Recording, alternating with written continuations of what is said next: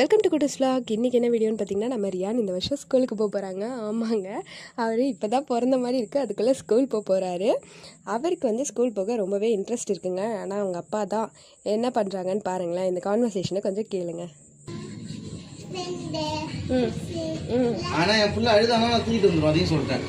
ஐயா அவள் ஆக்சுவலாக வந்து நான் ரியான்ட்ட கேட்டிருந்தேன் ஸ்கூலில் யார் யார் இருப்பாங்கன்ட்டு. அப்போ தான் அவங்க ஃப்ரெண்ட் இருப்பாங்க, மிஸ் இருப்பாங்கன்னு சொல்கிறாங்க. ஆனால் அவங்க அப்பாவுக்கு வந்து ரொம்ப சின்ன பிள்ளையாக இருக்காரு, நீ வந்து ஏமாற்றி அவனை ஸ்கூலுக்கு அனுப்பலான்னு நினைக்கிறேன் அப்படின்னு சொல்லிகிட்டே இருப்பார்.